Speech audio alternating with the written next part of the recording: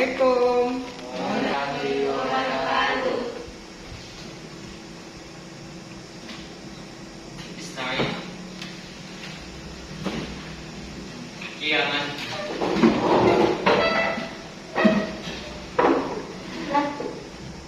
Salaman.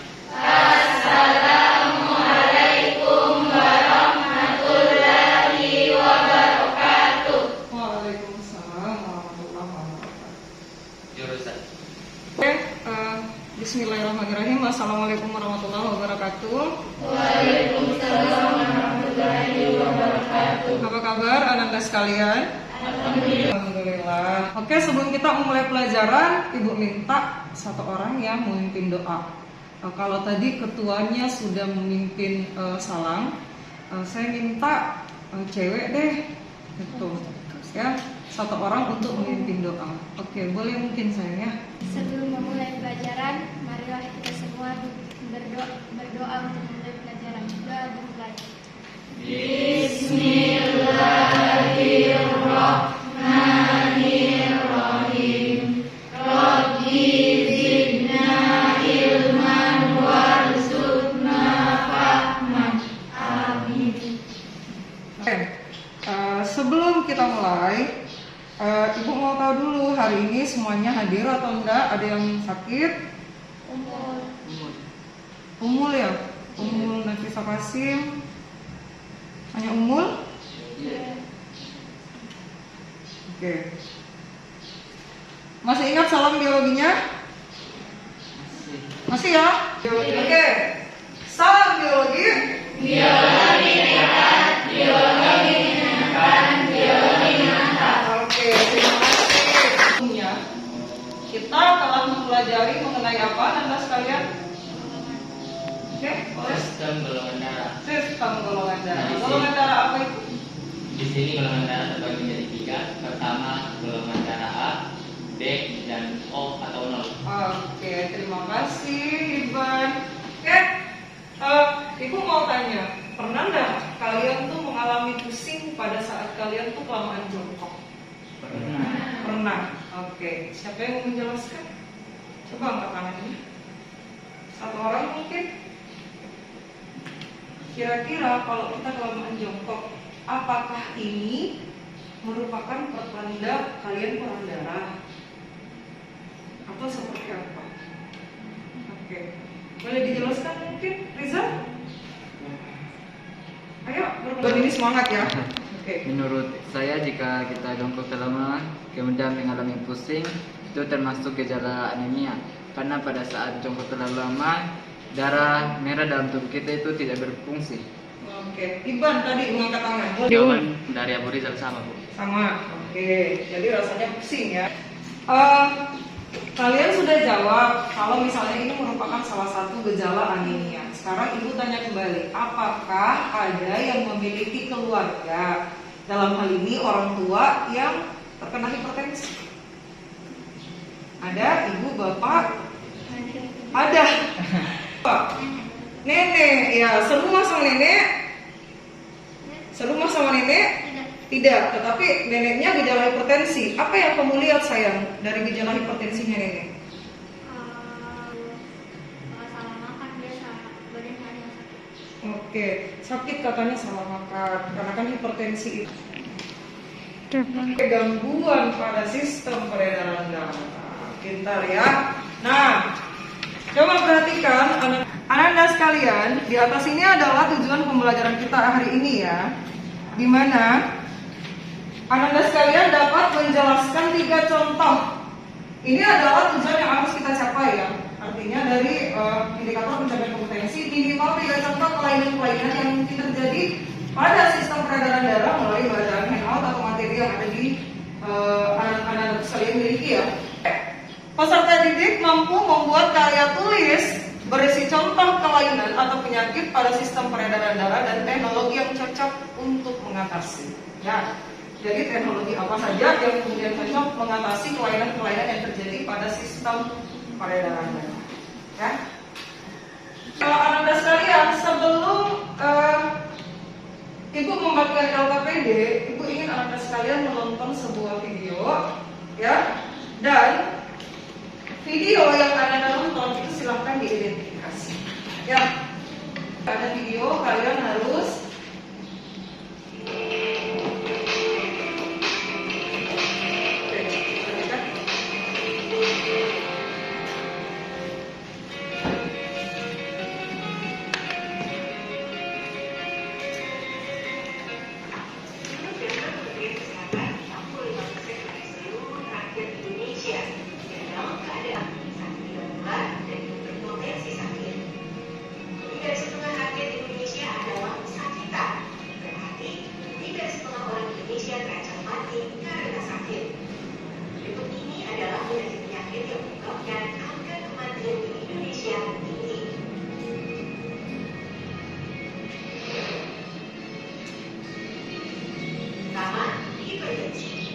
hipertensi atau tekanan darah tinggi terjadi karena tingginya tekanan darah terhadap IHT yang melebihi batas ambang normal.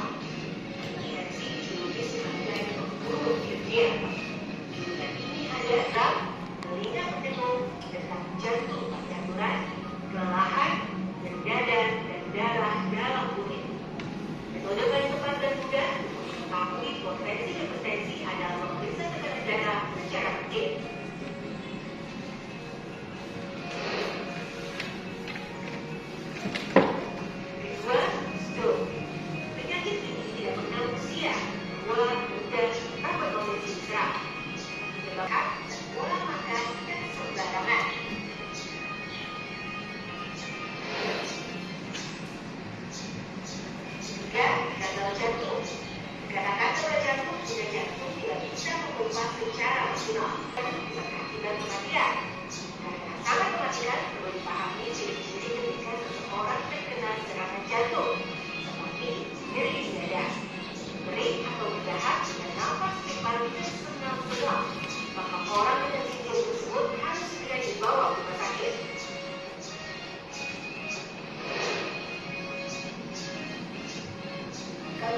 Diabetes.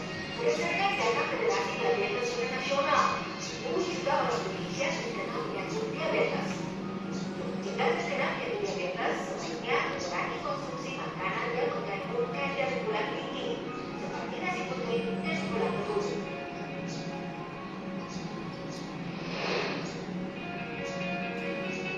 Terakhir, tuberkulosis atau TB. TB disebabkan oleh bakteri Mycobacterium tuberculosis.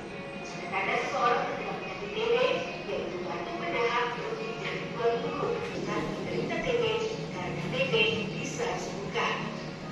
Di Indonesia, menjadi sakit lalu mati tidak semata-mata karena kesalahan individu yang mengikuti hidup yang sehat, sembarangan atau cara olahraga. Karena kematian suatu negara berkait erat dengan situasi ekonomi politik dan juga tergantung pada kemauan pemerintah untuk menyehatkan rakyat. Jadi, ketika Anda sakit, jangan selalu menyalahkan diri sendiri. Sesekali, salahkan pemerintah yang tidak mampu menyehatkan Anda.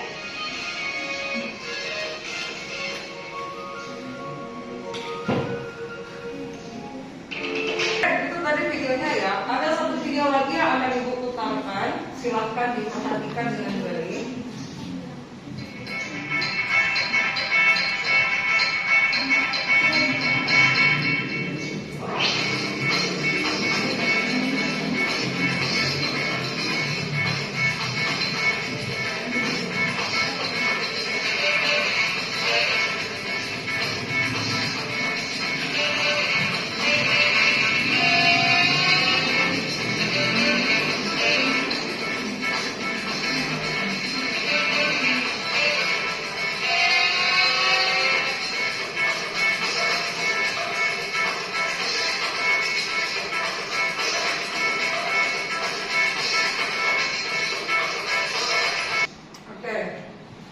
Nah, Anda sekalian, dengan melihat video yang tadi, itu Ibu meminta Anda sekalian mengidentifikasi isi dari video. Kalau secara umum video yang pertama itu menjelaskan tentang apa?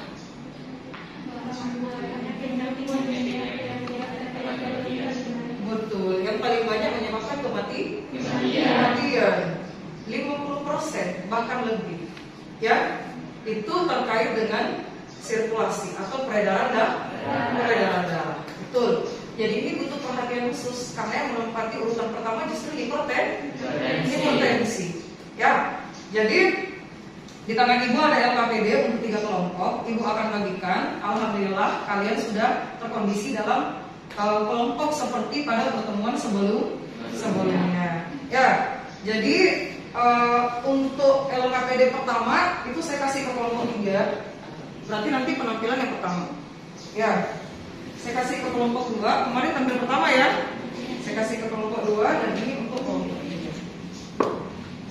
Oke, jadi silahkan diisi Anda sekalian, identifikasi masalah yang ada pada video, kemudian tuliskan masalah itu bagian bawah pada LKPD jika tidak terkait dengan LKPD tak. Ya, seperti sebelumnya kalau kita melakukan identifikasi berarti yang sulit ya bagi kalian atau pertanyaan-pertanyaan yang muncul setelah menonton video itu tuliskan semua di belakang LKPD. Ya, kita butuh waktu berapa menit? 20 aja ya. Oke, kita butuh waktu 20 menit untuk mengerjakan ini. Silahkan dikerjakan ya.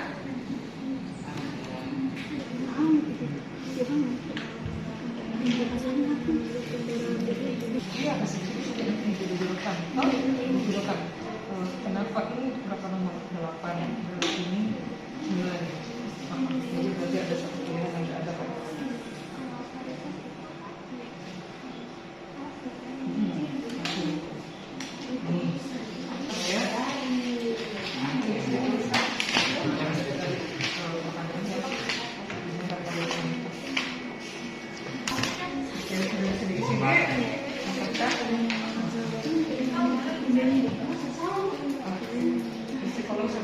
Kalau di videonya misalnya ada soal, nanti tulis di bagian bawah.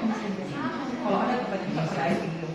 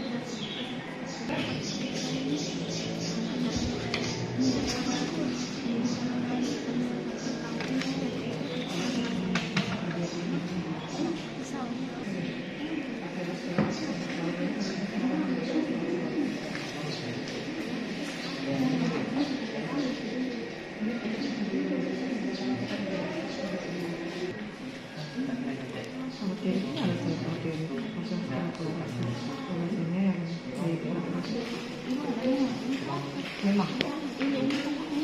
karena membuat soal itu kan nggak boleh semuanya cocok, karena gampang kalau misalnya dia cocok pasti itu jawabannya.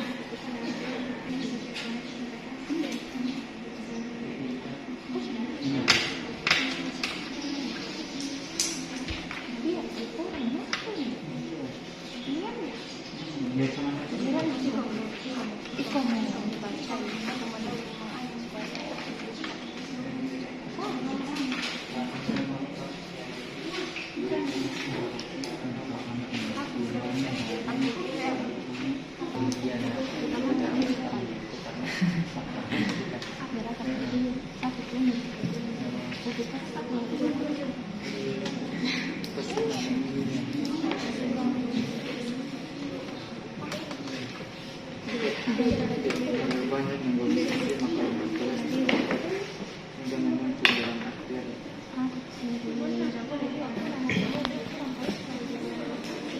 Apa lagi anak?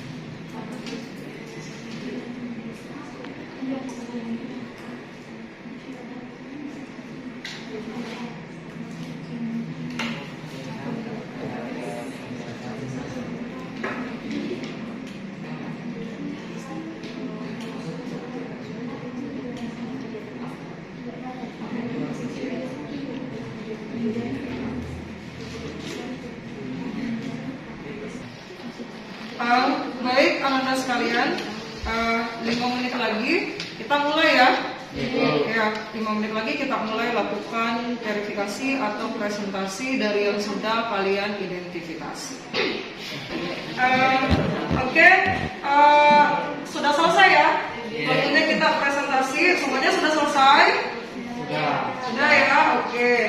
Jadi Ibu akan tampilkan di atas LKPD-nya. Silakan berarti terlebih dahulu ini ya kelompok 3 ya yang memegang presentasi yang pertama.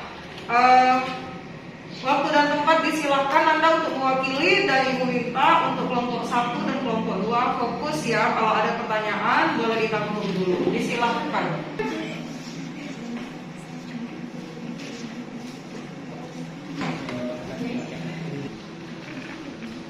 Assalamualaikum warahmatullahi wabarakatuh. Waalaikumsalam warahmatullahi wabarakatuh. Terima kasih atas kesempatan yang telah diberikan. Kami dari kelompok 3 akan menjelaskan tentang kelainan pada sistem peredaran darah manusia. Kami akan menjelaskan kelainan pada sistem peredaran darah manusia dan dijelaskan oleh saudari Muftira Fernisa. Terima kasih. Saya akan menjelaskan tentang kelainan pada sistem peredaran darah manusia. Pertama, mendaftar kelainan yang menyebabkan sel darah putih jumlahnya lebih dari normal, yaitu leukosit. Yang kedua, menurun penyakit kelainan darah yang mana sel darah merah atau thalassemia. Yang ketiga, menurun penyakit tekanan darah tinggi, yaitu hipertensi. Yang keempat, mendatar kanker darah yang disebut leukemia. Yang kelima, pelebaran pembuluh vena, pembuluh balik yang dapat terjadi di kaki disebut varises. Yang keenam, mendatar kelainan genetik yang menyebabkan darah sukar mengumpul yang disebut hemofilia. Yang ketujuh, mendatar penyakit akibat kekurangan sel darah merah yang disebut anemia. Itulah kelainan pada sistem peredaran darah manusia. Dari penjelasan Saudari Muftira Fernisa, apakah ada pertanyaan terkait TTS di atas? Saya di atas pada 6 mendatar, saudara tadi mengatakan kelainan genetik yang menyebabkan darah sukar membeku karena faktor hereditas, yaitu hemofilia. Nah, faktor hereditas itu yang mana? Apakah masih ada pertanyaan lagi? Saya mau bertanya. Pertanyaan saya itu penyakit yang mulai dari penyakit hipertensi. Kan biasanya itu saya dengar penyakit hipertensi disebabkan oleh kekentalan yang terjadi pada sel darah. Nah, apakah ini dapat memicu penyakit lain seperti penyakit jantung atau penyakit apalah itu? Jadi hanya ini pertanyaan saya. Terima kasih atas pertanyaan yang telah diberikan. Pertanyaan-pertanyaan itu akan kami rangkum dan kami jelaskan pada akhir presentasi. Itulah tadi penjelasan tentang kelainan pada sistem peredaran darah manusia. Kami ucapkan wassalamualaikum warahmatullahi wabarakatuh. Waalaikumsalam warahmatullahi Terima kasih kelompok 3. Silakan kelompok 2 untuk mengambil tempat melakukan presentasi. Assalamualaikum warahmatullahi wabarakatuh. Waalaikumsalam warahmatullahi wabarakatuh. Pertama-tama terima kasih atas kesempatan yang telah diberikan. Kami dari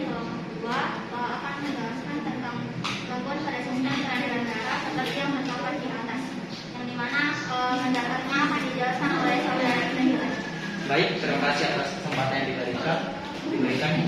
Langsung saja pada mendaftar nomor 1 terdapat karena leukocytosis. Pertanyaan yang mumpuni yaitu, saya ulang, di atas pada nomor 1 mendaftar leukositosis yaitu kelainan yang menyebabkan sel darah putih jumlahnya lebih dari normal. Pada 4 mendaftar di atas terdapat kata leukemia atau kanker darah. Pada 5 mendaftar terdapat kata varises yaitu pelebaran pembuluh darah vena, biasanya terletak di tubuh bagian bawah. Bagian 6 mendaftar terdapat kata hemofilia yaitu keadaan ketika darah sukar membeku karena faktor hereditas. Ke-7 mendaftar terdapat kata anemia yaitu kekurangan eritrosit karena pendarahan atau lambatnya produksi eritrosit. Untuk menurun, saya persilakan untuk saudari Rika menjelaskan. Baik, terima kasih. Saya akan menjelaskan beberapa gangguan lain. Yaitu pertama, terdapat kata thalassemia. Jadi thalassemia itu adalah penyakit kelainan darah yang bersifat diturunkan di mana sel darah merah tetap normal atau biasa disebut anemia karena faktor hereditas. Dan nomor 3 mendaftar ada hipertensi, yaitu biasa juga dikenal dengan penyakit tekanan darah tinggi. Sekian pemaparan dari kami sejauh ini. Apakah ada pertanyaan? Ya. Kami dari kelompok 1 ingin bertanya. Saya ingin bertanya pada penyakit varises, yaitu pelebaran pembuluh darah pada daerah kaki. Apa yang menyebabkan pembuluh darah tersebut melebar atau membengkak? Kami akan bertanya tentang poin nomor 3, yaitu hipertensi. Mengapa penyakit hipertensi sering diderita oleh yang usia lanjut? Ya, terima kasih. Masih atas pertanyaan dari kelompok 3, apakah masih ada yang ingin bertanya? Kalau begitu, pertanyaan dari teman-teman sekalian akan kami tampung terlebih dahulu dan akan kami jawab setelah sama presentasi dari kelompok telah selesai. Sekian dari kami. Billahi taufiq wal hidayah. Wassalamualaikum warahmatullahi wabarakatuh. Waalaikumsalam. Kita dalam kelompok 1, silakan maju tempat kelompok 1. Nah,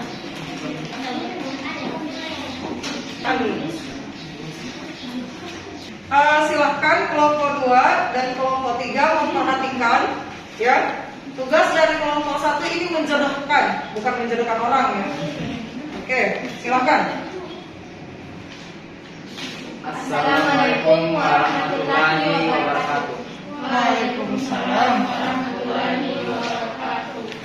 Jadi kami dari kelompok 1 akan mempresentasikan pekerjaan kami. Yang kami kerjakan ini berbeda dari kelompok 1 dan kelompok 2. Kami itu pekerjaan kami adalah mempasangkan penyakit dan kelainan yang terdapat pada kolom A dengan yang akan dipasangkan pada kelompok pernyataan pada kolom D. Untuk itu teman sekelompok saya Abu Rizal akan membacakan. Oke, seperti yang dikatakan tadi oleh Larissa, saya akan menjelaskan penyakit dan kelainan yang terdapat pada kolom A dan kolom B. Yang pertama yaitu aterosklerosis, disebabkan oleh terlalu banyak mengonsumsi makanan berkolesterol sehingga menumpuk dalam arteri. Kedua, anemia, disebabkan oleh kandungan hemoglobin dalam darah rendah. Kemudian nomor 3, varises, disebabkan oleh pembengkakan vena pada daerah kaki. Dan yang keempat, disebabkan oleh kemudian nomor 4 berpasangan dengan E, yaitu terlalu banyak mengonsumsi makanan, yaitu daya ikat eritrosit terhadap O2 rendah karena kegagalan pembentukan hemoglobin. Hipertensi berpasangan dengan huruf V, yaitu nomor 5. Hipertensi berpasangan dengan huruf V. Nomor 5. Hipertensi berpasangan dengan huruf V. Oke, mulai. Nomor 5. Hipertensi berpasangan dengan huruf F, yaitu tekanan darah dalam arteri tinggi. Kemudian nomor 6. Hemofilia berpasangan dengan huruf H, yaitu disebabkan oleh darah sulit membeku ketika terjadi luka. Kemudian nomor 7. Leukemia disebabkan berpasangan dengan huruf A, yaitu bertambahnya sel darah putih yang tidak terkendali sehingga memakan sel darah merah. Kemudian nomor 8. wasit berpasangan dengan huruf G, yang disebabkan oleh pembengkakan vena di sekitar lubang anus. Jawaban dari kelompok kami. Ada pertanyaan? Baik, terima kasih atas presentasi dari kelompok 1. Jadi pertanyaan saya yaitu dalam poin ini dikatakan bahwa pecahnya pembuluh darah di otak sehingga saraf otak menjadi rusak. Pertanyaannya yaitu apakah yang menyebabkan pembuluh darah tersebut pecah? Sekian, terima kasih. Baiklah, untuk pertanyaan dari kelompok 2 kami akan tangguhkan dan akan kami jawab nanti setelah seluruh presentasi selesai. Sekian dari kami. Assalamualaikum warahmatullahi wabarakatuh. Jadi kita kembali menjawab pertanyaan ya, presentasi sudah selesai. Kita kembali menjawab pertanyaan yang sebelumnya teman kalian kasih ya. Oke, kita mulai dari kelompok 3 berarti. Kelompok 3 adalah kelompok yang pertama diberi pertanyaan. Silakan dijawab langsung saya. Ayo.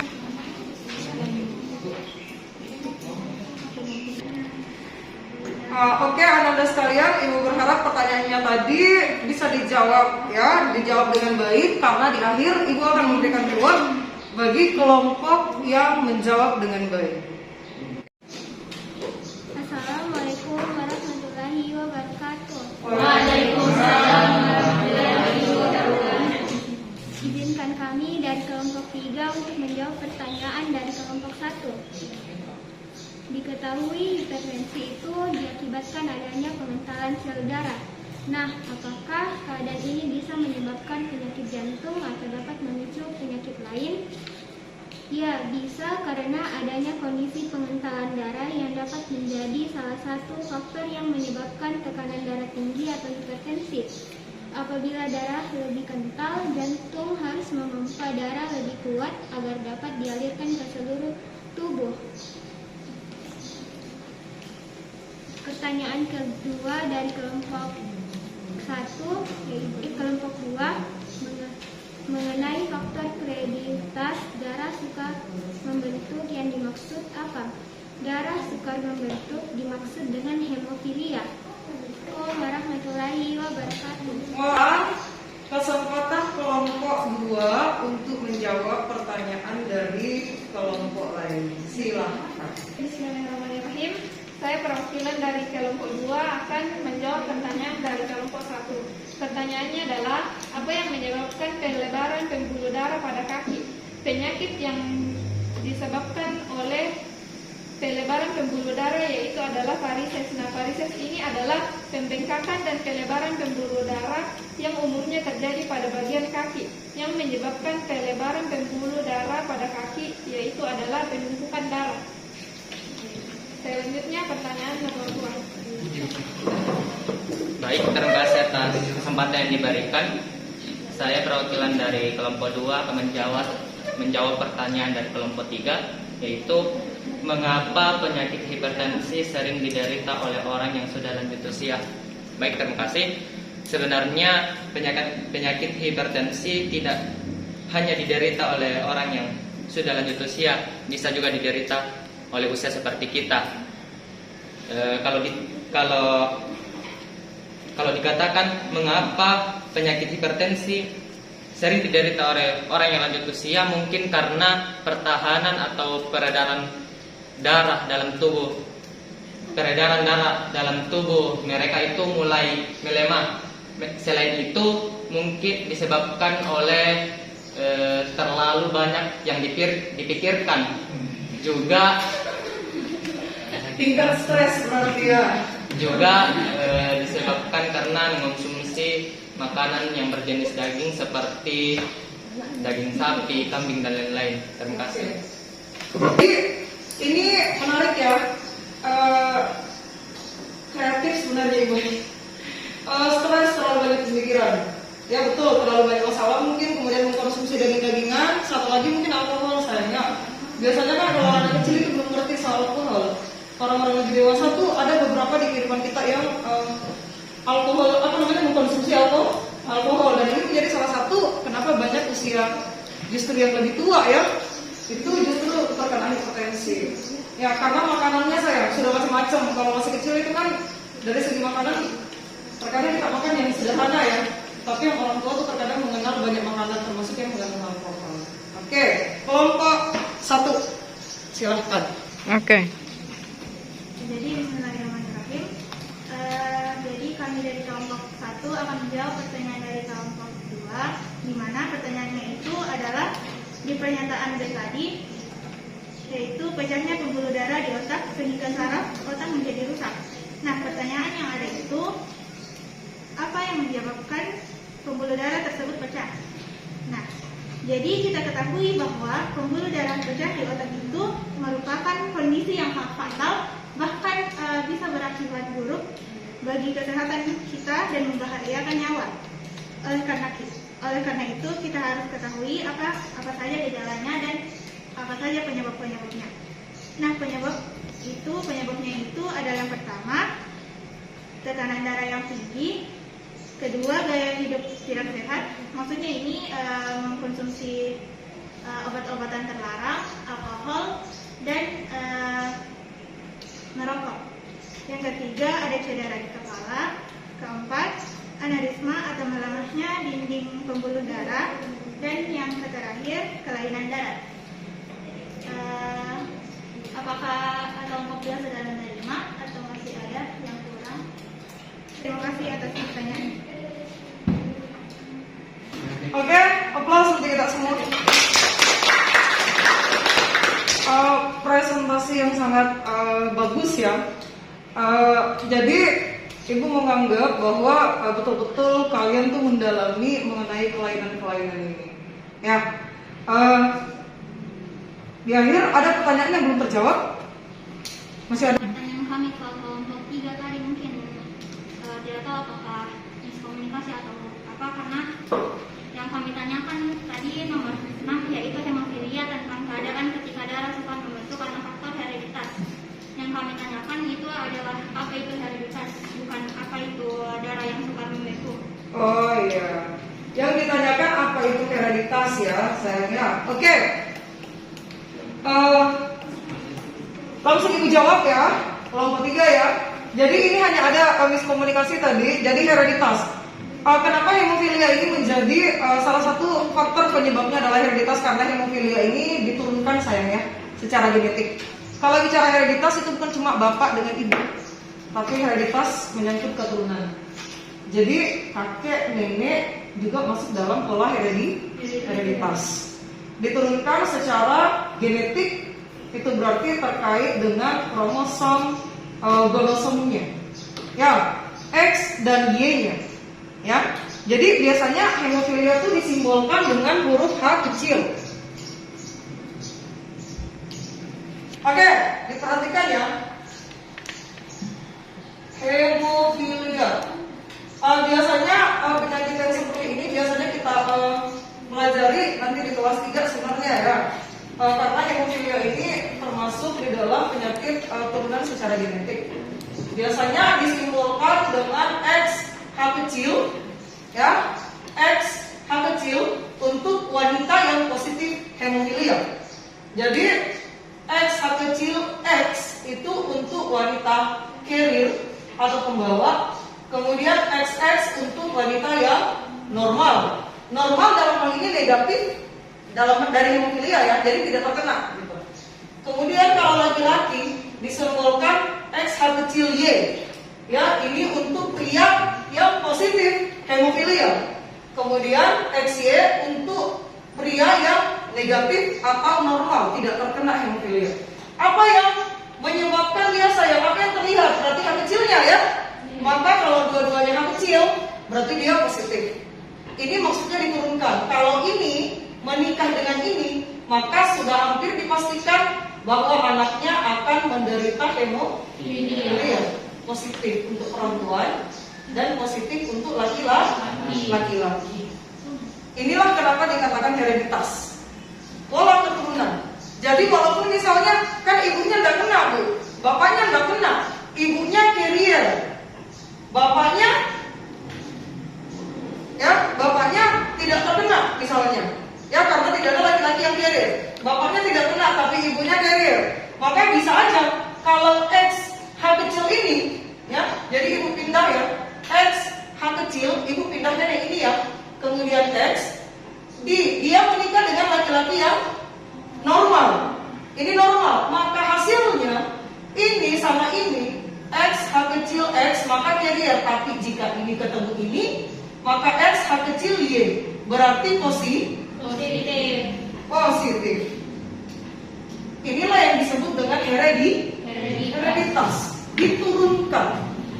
Jadi pertanyaannya memang bukan cuma kalian sulit untuk menjawab mungkin saat ini, tapi memang kita akan ketemu ini di kelas 3. Ya, tentang pola hereditas. Oke, masih ada pertanyaan saya untuk hari ini? Oke. Mengenai penyakit stroke. Oke. Tadi di atas di video dijelaskan penyebabnya yaitu gaya hidup tidak sehat dan pola makan yang tidak teratur. Kalau dibilang penyebabnya adalah gaya hidup tidak sehat dan pola makan yang tidak teratur, mungkin semua penyakit itu juga diderita oleh penyebab ini. Pertanyaan saya, penyebab utamanya sehingga terjadi penyakit stroke ini. Oke, ada yang bisa menjawab? Anda sekalian, menurut tak ada yang mau berpendapat? Karena makanan katanya. Ya, makanan itu menjadi sumber dari segala penyakit. Itu betul. Apapun yang kita makan itu bisa aja mengandung atau menyebabkan penyakit. Stroke itu biasanya disebabkan karena satu, bisa penyempitan pembuluh darah, ya, bisa pecahnya pembuluh darah. Ini bisa di otak, ya, ataupun di sumsum tulang belakang. Ya, jadi di sistem saraf pusat. Kalau pecah ataupun terjadi sumbatan, maka itu bisa terjadi stroke. Bisa stroke mulai dari stroke ringan sampai stroke yang berat, gitu loh. Jadi dimaksud di sini adalah penyebabnya makanan dengan alkohol ya. Itu karena ibu sudah jelaskan tadi bahwa itu bisa memicu hipertensi. Makanan bisa menyebabkan penyumbatan pembuluh darah, hipertensi atau darah mengental, mengandung banyak glukosa, ya, akhirnya diabetes, kemudian darahnya gampang kental, terjadi tinggi kolesterol karena terlalu banyak makan gorengan dan segala macam. Ya, darahnya juga bisa mengental. Naik tekanan karena alkohol, karena penyebabnya juga sering makan makanan yang tidak istilahnya gizinya tidak seimbang, itu juga bisa menyebabkan hipertensi.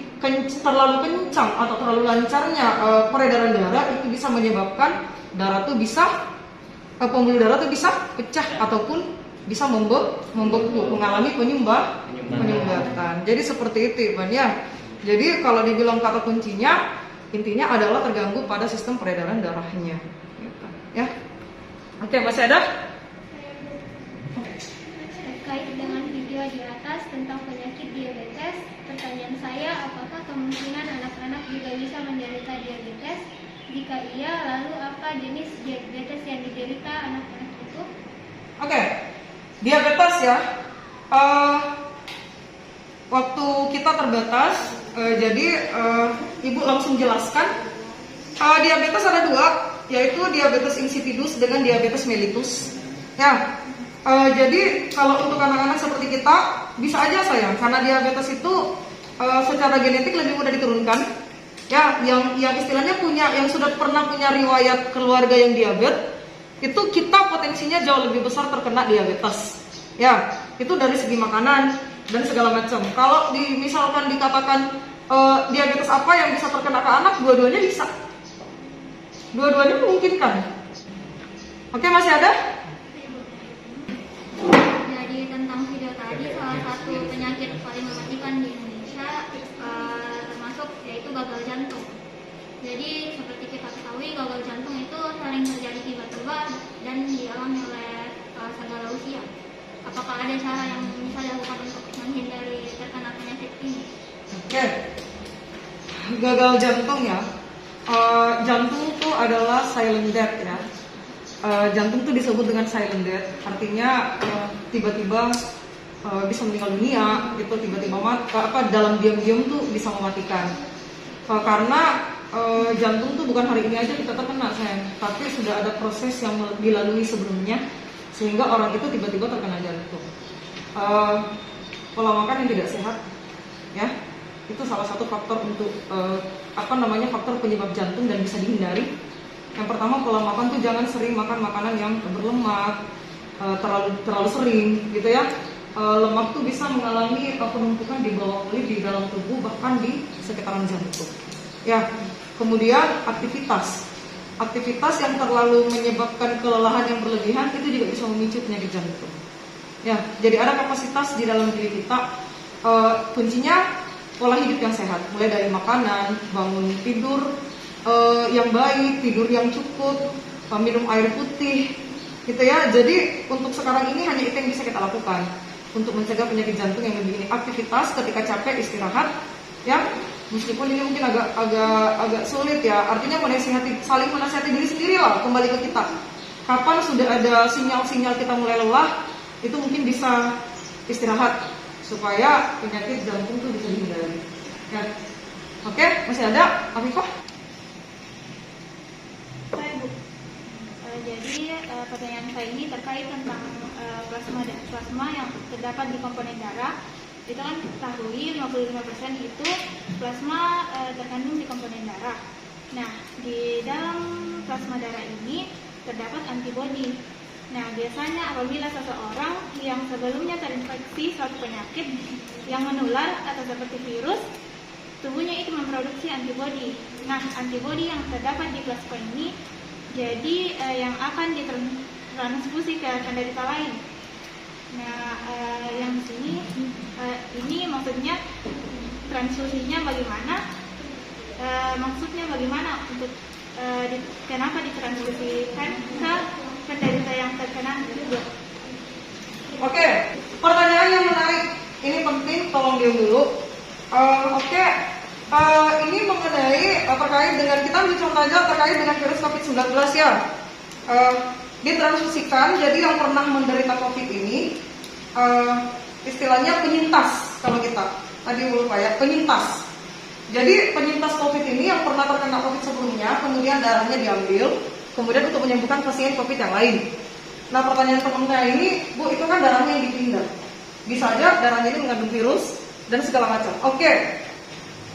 Ketika seseorang itu terkena penyakit, terutama dari virus, ya, itu biasanya di dalam tubuh tuh akan terbentuk yang namanya antibodi. Betul? Antibodi itu terbentuk, kekebalan itu terbentuk menjadi resisten. Jadinya dia punya sinyal, punya chip untuk mengenali, oh di dalam badannya ini sudah ada teman saya istilahnya.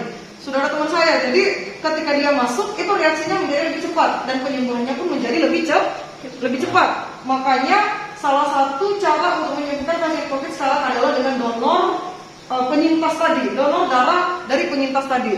Jadi tidak menjadi masalah saya kemudian itu didonorkan. Kenapa? Karena di dalam tubuh penyintas tadi telah memiliki darah yang resisten. Resisten artinya darah ini sudah mengenali virus COVID-19 ini lebih baik daripada orang yang belum pernah terkena.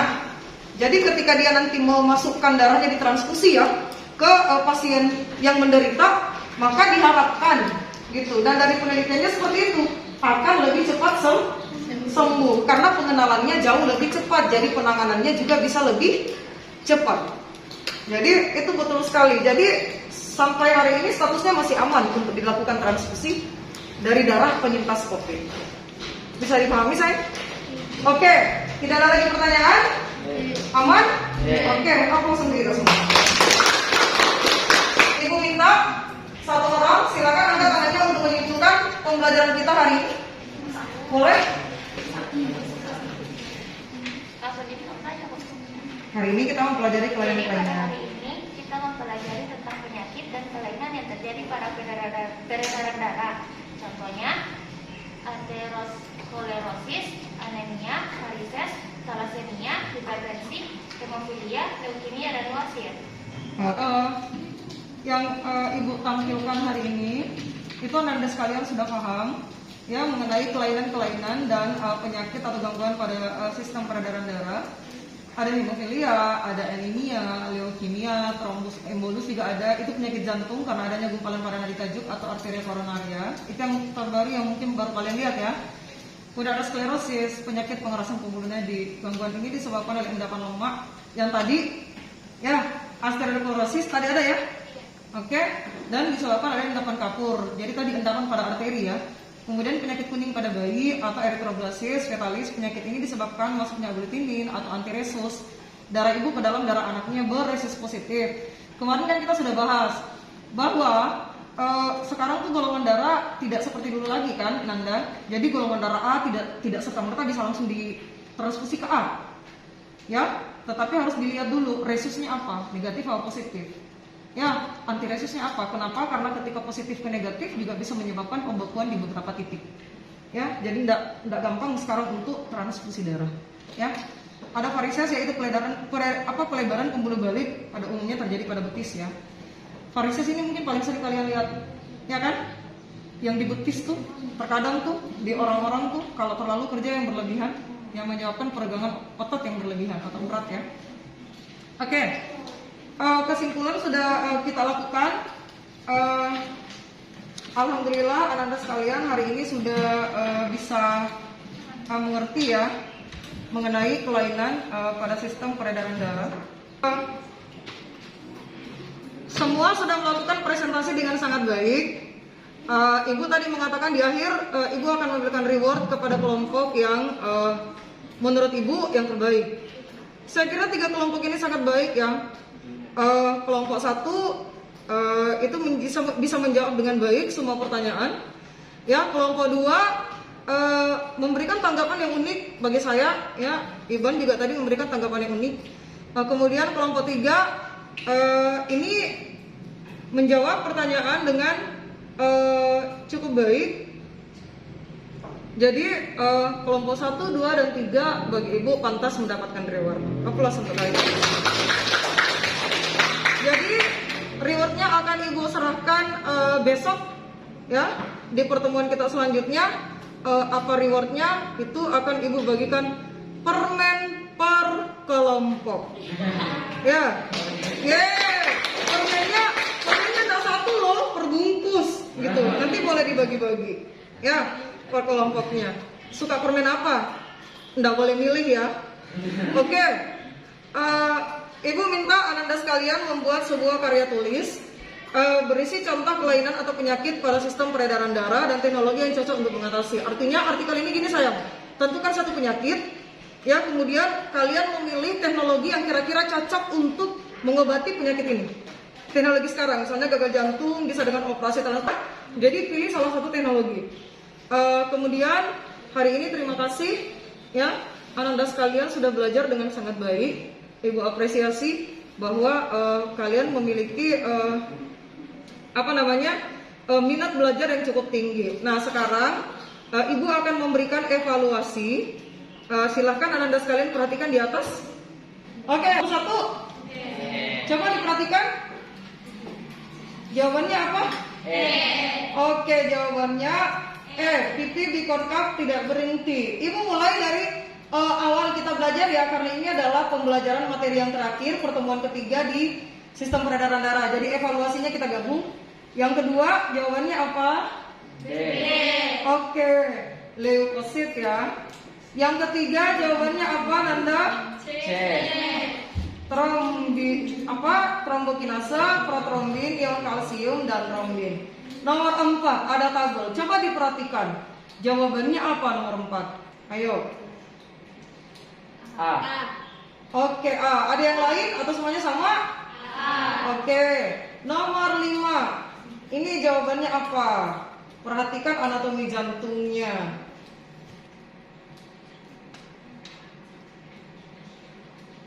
Itu jawabannya apa?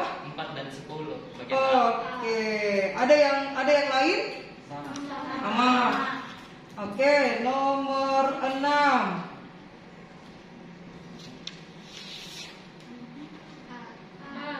Oke, nomor 7. Coba perhatikan prosesnya. Jalur yang dilalui oleh darah pada sistem peredaran darah pulmonalis. Jawabannya?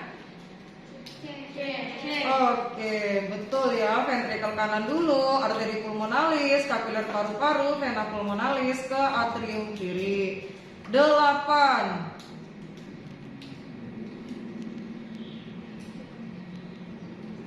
Ayo.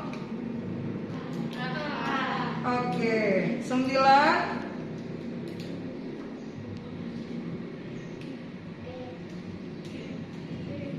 Yang tadi? D. Oke, D ya. Artritis, ini tidak ada ya anemia yang terkait peredaran darah ya. Kemudian nomor 10. C. Oke, pasti cepat ya karena ini yang kita pelajari. Oke, terima kasih Anda sekalian sudah bekerja keras hari ini untuk belajar. Semoga kalian semua tetap sehat, jaga iman dan imun selalu. Ibu akhiri pembelajaran kita hari ini dengan ucapan terima kasih. Alhamdulillahirrabbilalamin. Assalamualaikum warahmatullahi wabarakatuh.